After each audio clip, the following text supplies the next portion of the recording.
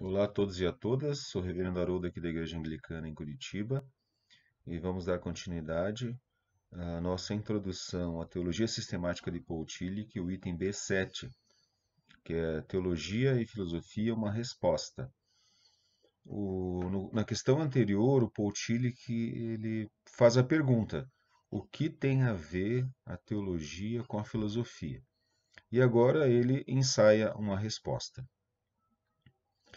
A filosofia e a teologia formulam a pergunta pelo ser sempre a partir de perspectivas diferentes. Se a filosofia ela lida com a estrutura do ser, a teologia lida com o próprio ser, na sua totalidade, a totalidade da existência. O ser humano é uma unidade, uma totalidade. Isso Paul Tillich escreveu em 1939, antes da publicação do seu livro em 3 partes. O mundo do ser e o mundo do eu formam uma coisa só. Então, nós estamos no mundo e aquilo com o qual a gente participa faz parte da nossa totalidade. Não existe o ser humano sem o ambiente ao seu redor. A estrutura do ser se abala quando o eu entra em conflito com esse mundo. E o mundo aqui podemos entender como aquele mundo joanino, o cosmos, a dualidade. Dessa diferença surgem tendências convergentes e divergentes. A posição idealista, a posição monista, a posição realista. E o filósofo, ele, embora seja um eu, o filósofo é um eu e o filósofo tem um eu. Ele tenta manter distância em relação ao ser e suas estruturas. Ele colabora com as ciências na pesquisa da estrutura do ser, ou seja, ele atua de forma empírica. Ele busca o ser de forma empírica, a estrutura. No aspecto intuitivo ou sintético da filosofia, como é o caso de Kant, ele tenta eliminar as influências que não são puramente determinadas pelo objeto. Isso é o que está em Kant. Para Kant existem apenas duas coisas: o espaço e o tempo. Todos os demais coisas existem se nós colocarmos conceito no objeto. O objeto só existe a partir do nosso conceito. O teólogo, ao contrário, ele se encontra envolvido diretamente com o objeto. Ele olha para o seu objeto, que é o ser, que não é apenas um objeto, com paixão, temor e amor. Esse seu envolvimento é o amor que aceita a verdade salvadora pessoal. Então, a atitude básica do teólogo é o comprometimento com o ser. Distanciar-se, como faz o filósofo, é negar a significação da própria natureza do teólogo dentro do círculo existencial. O teólogo existe como filósofo, tem o seu ser, tem o seu eu como filósofo, mas ao contrário do filósofo, ele se envolve com o ser, ele não está numa atitude distanciada. Ele está envolvido com a totalidade da existência, sua finitude, angústias, suas condições de desespero e também com as forças terapêuticas que atuam nele na sua situação social. O teólogo é determinado por uma coisa diferente do filósofo. O teólogo é determinado pela sua fé e por estar transitando no círculo teológico, dentro e fora.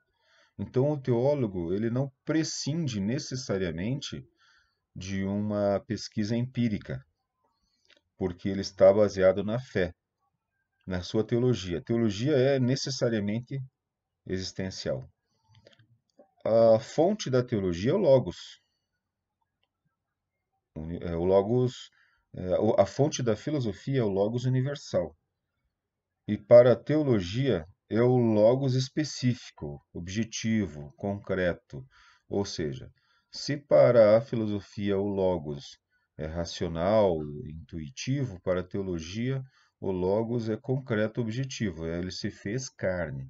Ele se fez homem e ele nasceu no mundo. Ele foi lançado no mundo, foi lançado na existência, assim como nós nascemos. Então, a fonte da filosofia é o logos racional e universal, e a fonte da teologia é o logos encarnado.